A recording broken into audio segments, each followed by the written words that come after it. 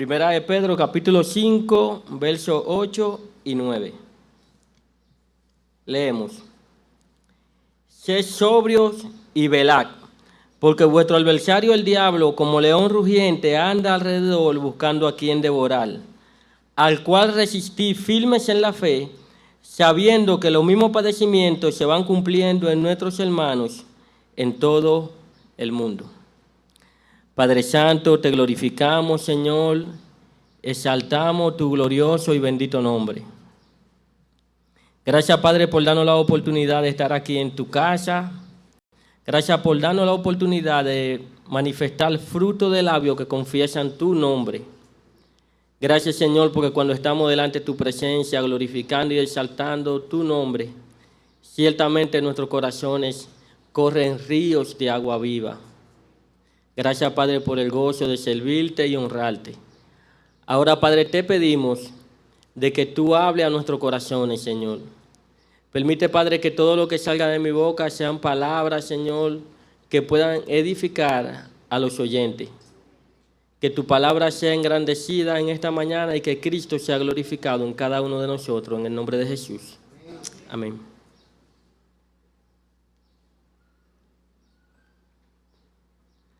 Hace aproximadamente un mes o 2 meses, realmente no recuerdo con exactitud la fecha, que predicamos Primera de Pedro, capítulo 5, del 1 al verso 6. Y en aquella ocasión predicamos con el tema un llamado a la humildad en tiempos de padecimientos. Y es interesante que en aquella ocasión pudimos validar a través de la palabra de Dios cómo el apóstol Pedro le hablaba a diferentes grupos de la iglesia. Y cada grupo de la iglesia tenía algo en particular, y era que el apóstol exhortaba de que cada uno debíamos estar sumisos los unos a los otros. Y luego que cada uno, mis hermanos, estamos sumisos los unos a los otros, entonces el apóstol Pablo dice que una de las razones, el por qué nosotros debemos tener un trato de humildad, es porque Dios da gracia a los humildes y resiste a los soberbios. Y en el verso 6 él dice, humillaos pues bajo la poderosa mano de Dios, y Dios os exaltará aún cuando fuere tiempo. Luego que nosotros tenemos un trato de humildad de manera mutua, ahora todos nosotros vamos ante el trono de la gracia y nos humillamos delante de Dios, reconociendo de que Dios tiene control y dominio de cada una de nuestras circunstancias. Y entonces le preguntamos a Pedro en aquella ocasión, Pedro, ¿y cómo yo me puedo humillar delante de la mano poderosa de Dios? Y el apóstol Pedro respondió, echando sobre él todas nuestras ansiedades, porque Él tiene cuidado de vosotros. Y el apóstol Pedro en aquella ocasión da una poderosa razón, el por qué nosotros debemos echar cada una de nuestras ansiedades sobre Dios.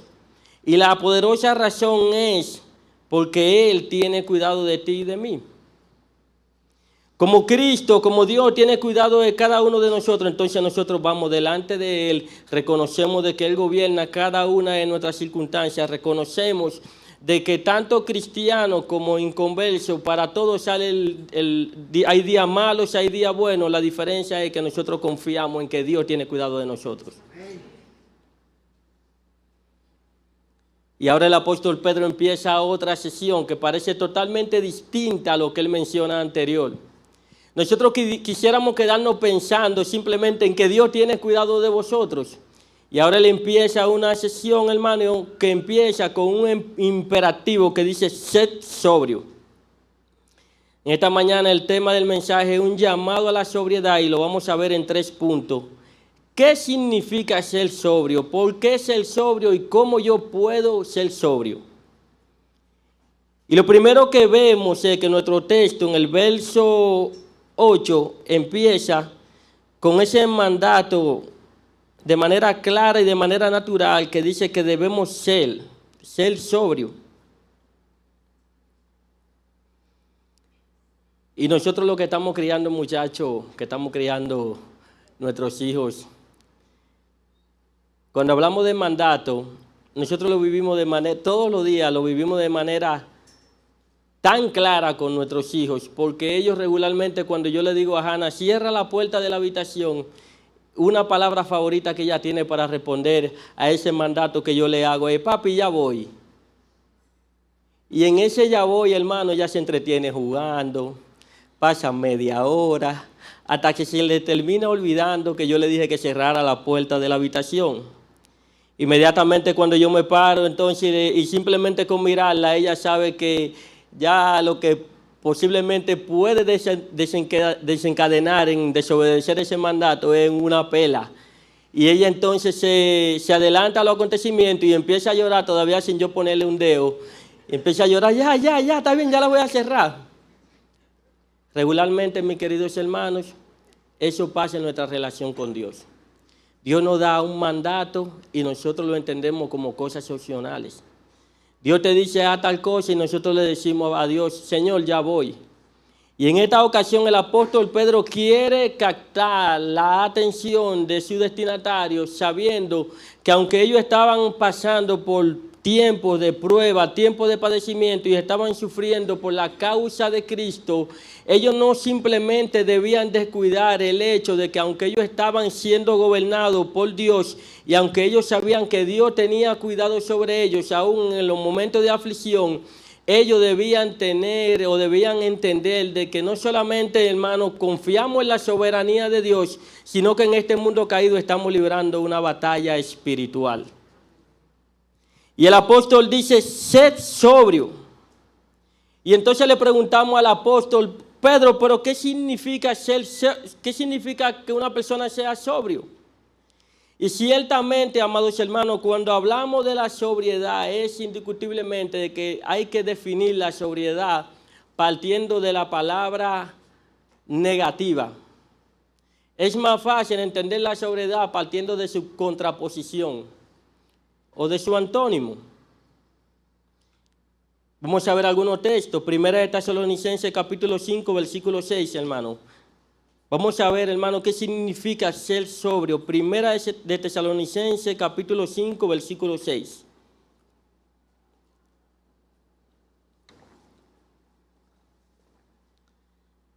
Dice así: porque todos vosotros sois hijos de luz e hijos del día. No somos de la noche ni de las tinieblas. Por tanto, no durmamos como los demás, sino velemos y seamos. Porque los que duermen de noche duermen, y los que se emborrachan de noche se emborrachan. Y los que se emborrachan de noche se emborrachan. Porque todos vosotros sois hijos de luz, hijos del día. No somos de la noche ni de las tinieblas. Por tanto, no durmamos como los demás, sino velemos y seamos. Si hay algo que nos hace, que tiene un común denominador en el texto, es que todos dormimos.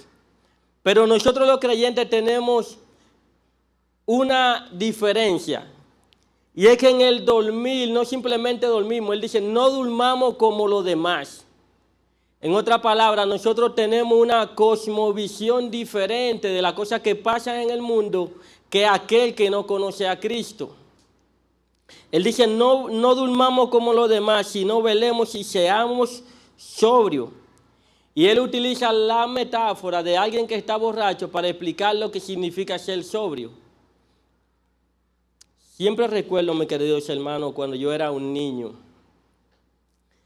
ver de lunes a viernes a un señor pasar por el frente de mi casa, bien cambiado, una persona sumamente reservada, de pocas palabras.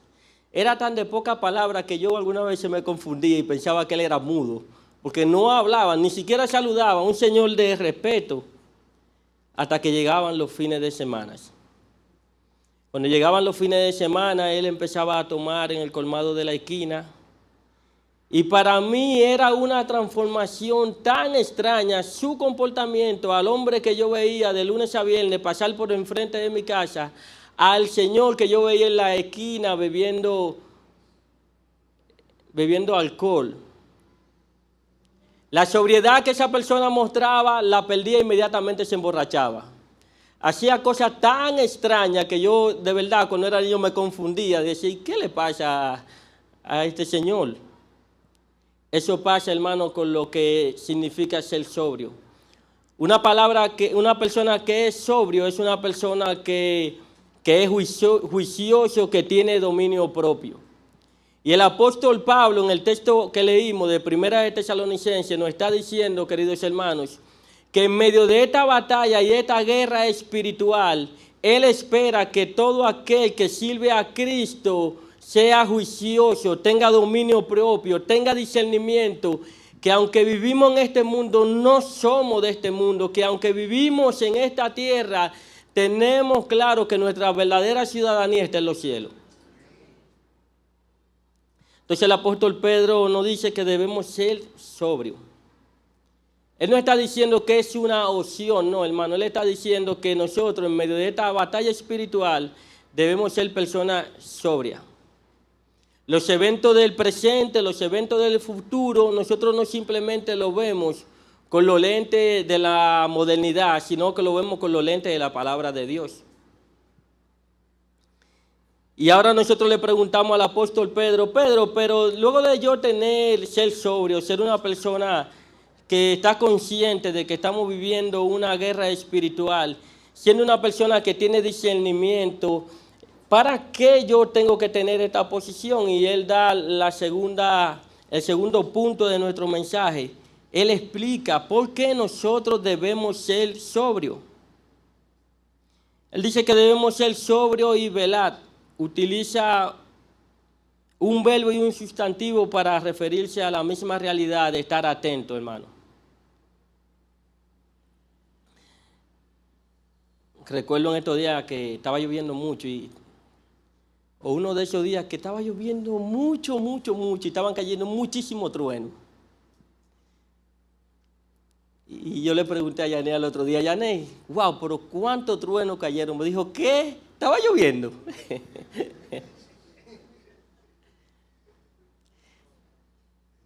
Y es que cuando leo un pasaje como esto, de verdad recuerdo ese tipo de experiencia. Nosotros debemos estar atentos, debemos velar.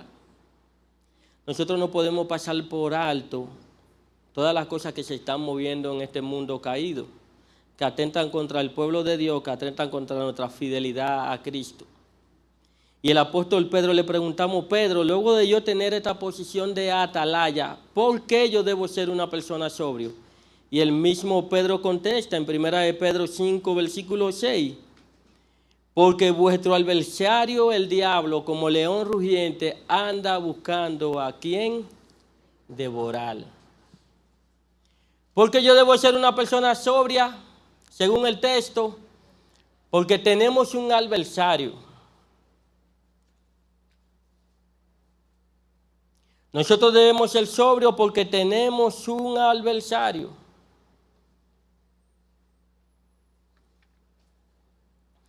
Y a este adversario, la Biblia utiliza muchísimos nombres para referirse a él. La Biblia habla acerca de Lucifer, habla de Satanás, la serpiente antigua, el dragón, el Dios de este siglo, el príncipe de la potestad del aire, el padre de mentira.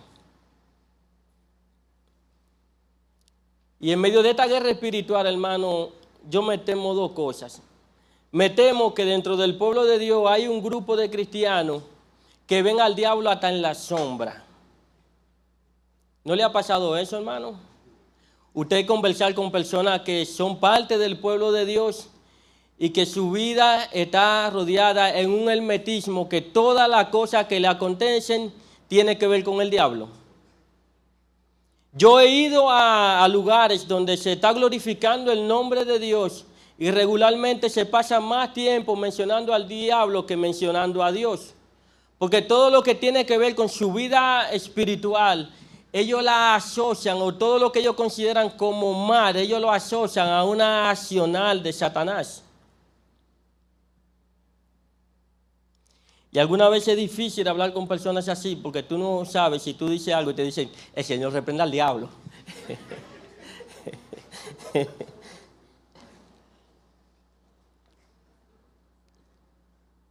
Y aquí el apóstol Pedro dice que la primera razón por qué debemos ser sobrios es porque tenemos un adversario.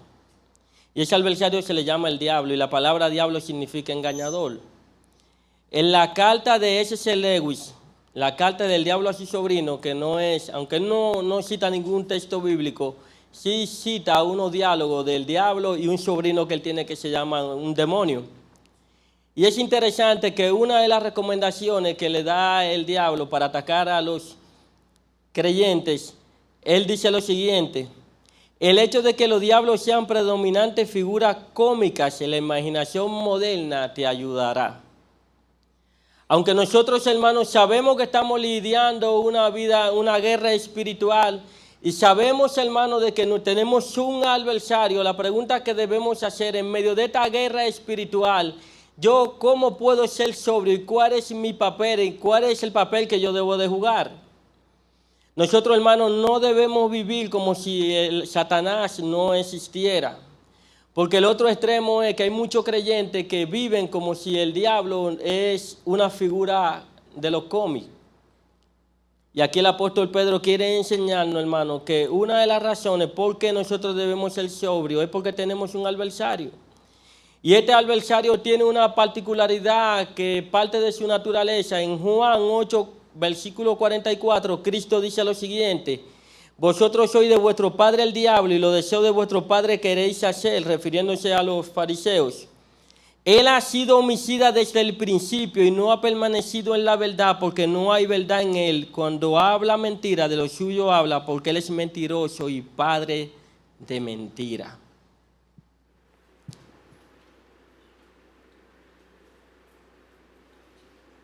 El apóstol dice: sed sobrio, porque vuestro adversario el diablo anda como león rugiente buscando a quien devorar. Él no es un león, evidentemente. La Biblia dice en Apocalipsis capítulo 5 que Cristo es el verdadero león de la tribu de Judá. Pero el texto dice: como león rugiente buscando a quien devorar. Y el apóstol Pedro utiliza una metáfora para referirse al accionar de Satanás con relación a la vida de los creyentes. Él dice: como un león. Y una de las maneras en cómo Satanás ruge es a través de argumentos. Si ustedes recuerdan, queridos hermanos, en el libro de Génesis, cuando Satanás hace su aparición en el huerto del Edén, en Génesis capítulo 3, empieza diciendo que la serpiente era más astuta que todos los animales que se habían creado. Y él entabla una conversación con Eva, que si no fuera porque nosotros ya conocemos la historia de manera completa y simplemente leyéramos Génesis capítulo 3, pudiéramos llegar a pensar que lo que él está diciendo es así. Porque el engaño es tan sigiloso, el engaño es tan disfrazado que parece verdad. Sabe Dios que el día en que tú comas de ese árbol, tal cosa. Y empieza a cuestionar la figura de Dios, empieza a cuestionar los mandatos de Dios y hace que la mujer dude de lo que Dios sí había dicho y hace que Adán y Eva caigan en pecado. Y como consecuencia se han destituido del huerto del Edén, se han sacado fuera. Luego de entablar esa conversación con Eva, Génesis capítulo 3, escuchen lo que dice: pero la serpiente era astuta más que todos los animales del campo que Jehová Dios había hecho, la cual dijo a la mujer: con que Dios ha dicho, no comáis de todo árbol del huerto.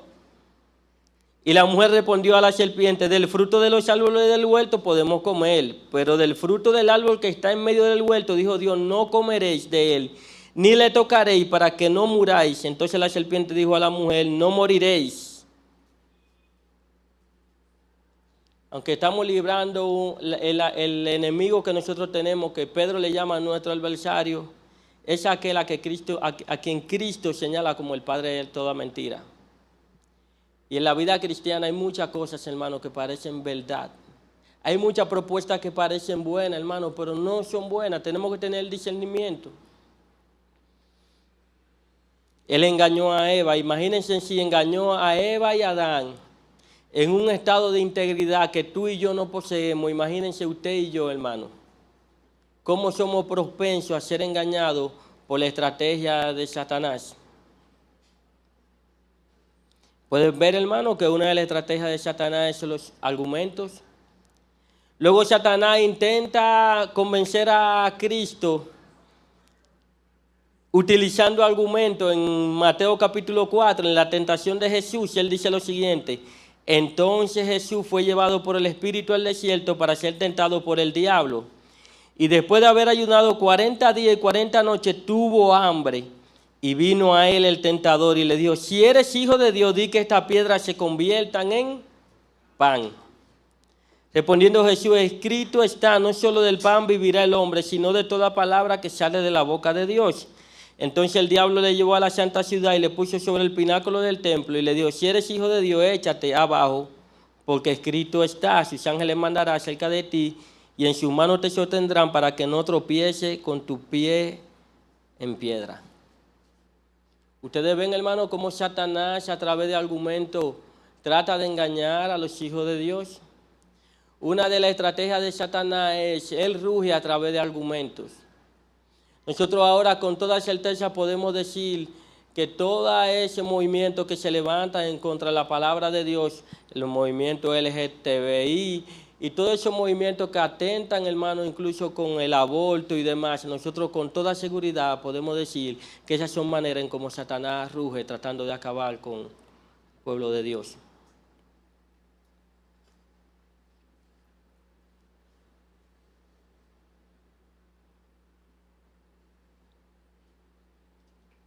Desde la creación ese león no está muerto ni moribundo.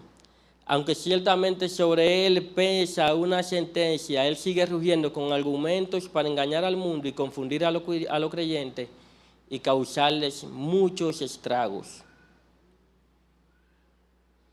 Ustedes recuerdan, mis hermanos, la propuesta de Pedro a nuestro Señor Jesucristo, las últimas horas de Cristo para Cristo morir en la cruz del Calvario. Una propuesta hasta, pudiéramos decir, honorable. Señor, cuando Cristo está hablando acerca de sus padecimientos, Él le dice lo siguiente: Señor, que no te acontezca esto. Y Cristo le dice: apartado de mí, Satanás. En otra palabra, queridos hermanos, nosotros debemos tener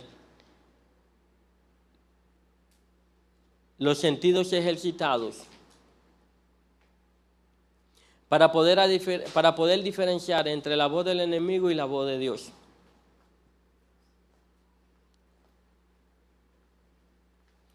Nuestro Señor Jesucristo dice en Mateo 22, del 31 al 32, y dijo también el Señor: Simón, Simón, he aquí, Satanás os ha pedido para zarandearlo como a trigo, pero yo he rogado por ti que tu fe no falte, y tú, una vez vuelto, confirma a tus hermanos. Ustedes saben, hermanos, cómo se zarandea el trigo, o por lo menos en aquella época, el trigo se tiraba hacia arriba y el viento se llevaba la paja y entonces caía en tierra lo que verdaderamente era el trigo, la semilla, o el grano, perdón. De igual manera, Cristo está diciendo que Satanás iba a zarandear a Pedro como trigo. Y nosotros nos preguntamos, queridos hermanos, ¿ustedes se imaginan a esos hermanos que estaban padeciendo, estaban siendo perseguidos? Y yo me imagino Pedro, que una de las razones por qué Pedro le da este mandato era para que ellos entendieran que muchas veces Satanás iba a atacar su conciencia tratando de que ellos acusaran la bondad de Dios.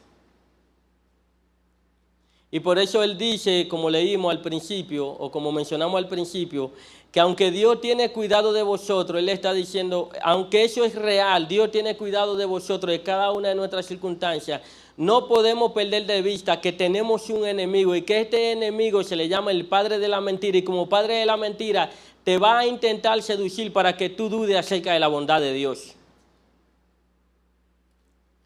Cuando tú estás desempleado, tú pudieras llegar a pensar, ¿acaso fue que Dios se olvidó de mí? Cuando tú estás pasando por enfermedades que atentan contra tu vida, tú pudieras llegar a pensar, a cuestionar la bondad de Dios. Y Pedro está diciendo a su destinatario que en medio de esos padecimientos y en medio de esa persecución ellos debían estar atentos porque Satanás iba a atacarlo para que ellos dudaran, llevarlo a dudar acerca de la bondad de Dios.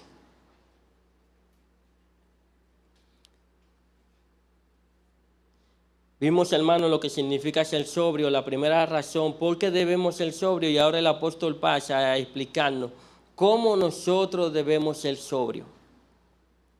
En el versículo 9, por favor, acompáñenme ahí. Él dice, al cual resistí firmes en la fe. Dos maneras como nosotros podemos ser sobrios, resistiendo en la fe.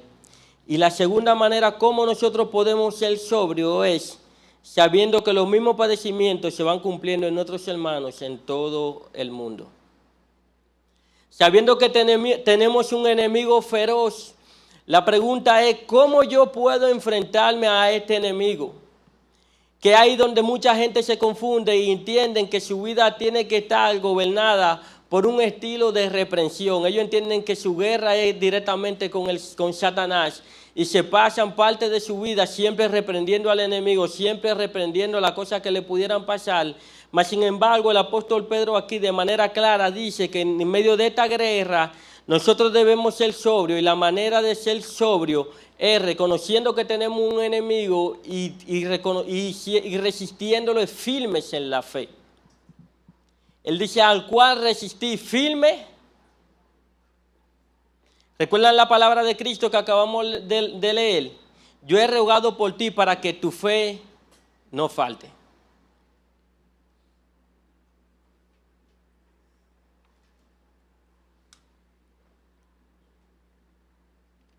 La palabra resistir significa mantenerse firme en contra de, en este caso en contra del enemigo. Y el método para resistir al diablo no consiste en fórmulas especiales o palabras dirigidas a él o a su demonio, sino más bien en permanecer firme en la fe cristiana. Eso implica vivir conforme a la palabra de Dios. Para poder resistir los embates de Satanás debemos estar firmes. Y la palabra firme implica vivir conforme a lo que Dios dice en su palabra. Miren lo que dice Santiago capítulo 4 versículo 7. Someteos pues a Dios, resistid al diablo y él huirá de vosotros. ¿Cómo en esta guerra espiritual tú resistes al diablo? Sometiéndote a Dios. Cuando tú te sometes a Dios, cuando tú te gozas en su palabra, cuando tú te gozas en la adoración, cuando tú vives para Él, cuando tú procuras conocer a Dios a través de su palabra, entonces tú estás resistiendo al diablo. Santiago dice, someteos pues a Dios, resistid al diablo y Él huirá de vosotros. ¿Ustedes recuerdan cuando Cristo fue tentado, cómo Cristo resistía a las tentaciones de Satanás? Cristo la resistía de la siguiente manera. Mientras Satanás citaba las escrituras de manera errada, Cristo le decía, escrito está. A través de la palabra de Dios es la única manera como nosotros podemos lidiar esta guerra espiritual, tratando de conocer cada día más a nuestro Salvador.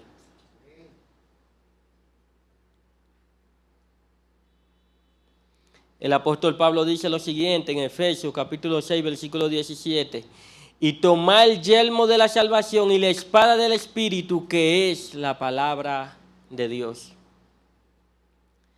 Queridos hermanos, tú quieres tener discernimiento, tienes que estudiar la palabra de Dios. Tú quieres resistir y poder llevar cautivo todo pensamiento a la voluntad de Cristo, a la voluntad de Dios en Cristo Jesús. Tienes que amar la palabra de Dios. Tienes que procurar conocer la palabra de Dios. Porque Satanás siempre buscará la manera de cómo hacerte caer, siempre buscará la manera de presentarte cosas que parecen buenas, pero en el fondo no lo son. Tomar el yelmo de la salvación y la espada del Espíritu, que es la palabra de Dios. Y como dice nuestro querido pastor Miguel Núñez, no tengo nada que arrebatarle al diablo, porque mi vida, mi salud, mis circunstancias no están en su mano, sino en la mano de Dios. Tú y yo, hermano, no tenemos nada que arrebatarle a Satanás. Porque ciertamente nuestra vida, nuestras circunstancias no están en la mano de Él, sino en la mano de Dios. Y a la medida en que vamos conociendo al Dios de las Escrituras, a la medida en que vamos creciendo en la palabra de Dios, a esa misma medida nosotros vamos derrotando y vamos ganando la buena batalla. A la medida en que conocemos a Dios, aumenta nuestra capacidad para resistir al diablo. Siempre recuerdo, hermano, a un hermano que se fue al mundo. Y recuerdo que ese amigo mío, muchas veces él perdió su empleo. Mi hermano, vamos a orar, vamos a buscar. Yo sé que Dios tiene cuidado de nosotros y Dios suplirá para ti y tu familia. Y siempre recuerdo que a él le hicieron una propuesta que para él fue tan brillante, que él la tomó y al día de hoy, hermano, no sirve a Cristo.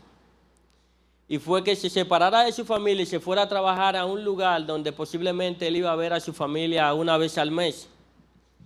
Y recuerdo que él me decía, yo voy a buscar una iglesia cerca. Él buscó una iglesia cerca los primeros meses, luego se le complicaba porque salía cansado. Ahí empezó a venir a su vida un enfriamiento espiritual a tal grado que se apartó de Cristo. Y nosotros nos ponemos a pensar en todo esto porque hay propuestas que parecen decentes, que parecen buenas, que parecen loables porque se trata de tu familia, pero cuando tú la sopesas en balanza, tú te das cuenta que muchas veces Satanás, como padre de mentira, esa es una de las cosas que hace. Y por eso es que Pablo dice en 2 Corintios capítulo 2, del 10 al 5, que nosotros debemos llevar cautivo a la voluntad de Dios en Cristo Jesús todo argumento que se levanta en contra de Dios. A la hora de tú tomar cualquier decisión que hace referencia a tu vida espiritual, tú siempre debes pensar cómo esto glorifica a Cristo. Tú siempre debes predominar en nuestros corazones cómo esto glorifica a Dios. Cómo esto me va a ayudar en mi vida espiritual y cómo esto me ayudará a gozarme en Cristo Jesús.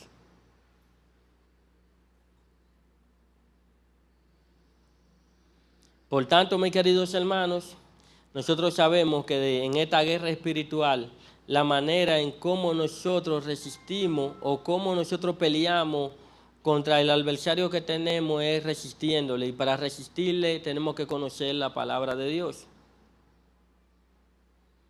Si Satanás se le ocurrió la brillante idea de tentar a Cristo, ¿usted cree que no lo tentará a usted? Si Satanás, sabiendo que Cristo era Dios y de manera osada intentó hacer que Cristo pecara, ¿usted cree que él no hará, de que intentará por todos los medios hacer que también usted se aparte de los caminos de Dios? Por tanto, mis queridos hermanos, en esta guerra espiritual no se trata de reprender a Satanás, se trata de conocer a Dios.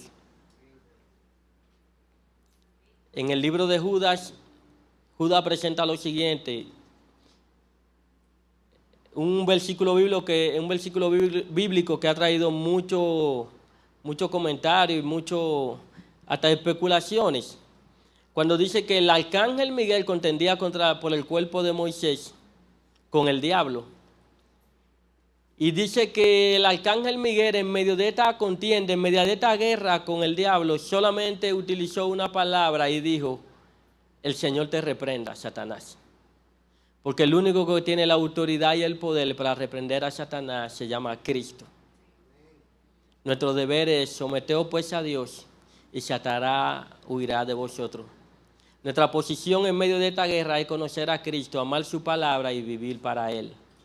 Y cuando hagamos eso, mis hermanos, entonces nosotros estaremos venciendo a Satanás, estaremos venciendo su propuesta y estaremos, hermanos, glorificando a Cristo en nuestras vidas.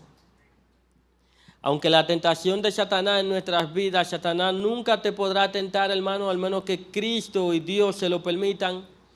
Porque dice Cristo, Satanás os ha pedido. Cuando leemos en el libro de Job, vemos que Satanás le pide a Dios y empieza a cuestionar la bondad de Dios en la vida de Job con la siguiente palabra: ¿acaso tu siervo Job, cualquiera te sirve a ti, Señor, con todas las bondades que tiene tu siervo? Quítale tal cosa a ver si él te va a servir. Nunca Satanás atacará a tu vida, al menos que no le pida permiso a Dios y Dios no se lo permita. Pero si de algo estamos seguros es, hermano, que si no estamos resistiéndole firme en la fe, Él causará muchos estragos en nuestras vidas. El texto dice que nosotros le resistimos, le vencemos a Él, resistiéndole firmes en la fe y considerando el testimonio de nuestros hermanos. Dice en el verso al final, sabiendo que los mismos padecimientos se van cumpliendo en vuestros hermanos en todo el mundo.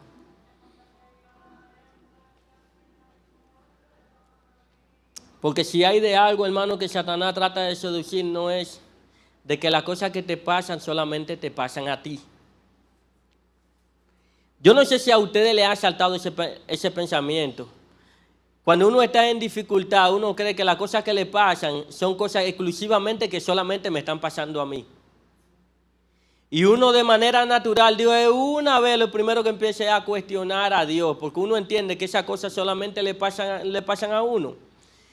Y eso es tan vivido que la misma palabra de Dios con el tema de Elías, Elías pensaba que él era el único que quedaba, e incluso se levanta delante de la presencia de Dios y le dice, ¿y acaso soy yo mejor que mi padre? Y la divina respuesta es, yo tengo 400 hombres que no han doblado su rodilla ante Baal. ¿Por qué, hermano? Porque las cosas que nos pasan a nosotros, como dice el apóstol Pablo, nosotros hemos sido consolados para consolar a otros. Cuando tú estás pasando por prueba y dificultad, no te encierres en el pensamiento malsano de pensar que las cosas que te pasan solamente te pasan a ti. Esas cosas que están pasando son exclusivamente tuyas. No, hermano. Simplemente verlo como un medio. Dile a Dios que te dé la gracia para tú entenderlo, para tú vivirlo y verlo como un medio para tú consolar a otros. En medio de entender a eso, no es una fórmula 2 más 2 es 4, no, hermano. Necesitamos la gracia de Dios para entender que en medio de nuestro sufrimiento y en medio de nuestra prueba, esas cosas que no acontecen, hermano, le acontecen a todos los hermanos alrededor del mundo y que esto puede ser utilizado por Dios como un medio para consolar a otros. No te quede en el pensamiento de pensar que estas cosas que te acontecen a ti. Por tanto, hermano, concluimos diciendo que vencemos las estrategias de Satanás cuando estamos firmes en la fe y cuando consideramos el testimonio de nuestros hermanos. Así que, hermano, una de las mejores noticias es que en medio de esta guerra espiritual ya la victoria está asegurada. ¿Usted se imagina ir a un juego de pelota sabiendo quién va a ganar? Si yo supiera quién fuera a ganar, aunque estuviera perdiendo, le estuviera dando cuerda al que está ganando. Y yo me imagino que el que está ganando va a decir, muchachos, pues tú estás loco, pero yo conozco el final de la historia. En este caso nosotros conocemos el final de la historia. En Apocalipsis, Cristo es el único digno de abrir el sello porque Él ha vencido. Y como Él ha vencido, en Él venceremos. Así que, hermano, mi humilde exhortación en esta mañana es que nos sometamos a Dios y Satanás oirá de vosotros. Oremos.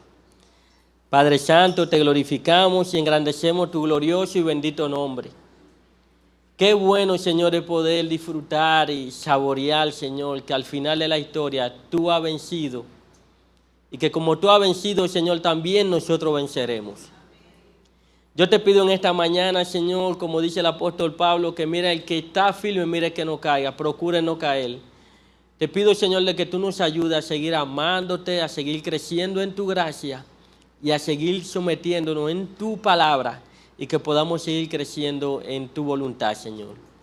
Te lo ruego, Señor, en el nombre de Jesús. Amén.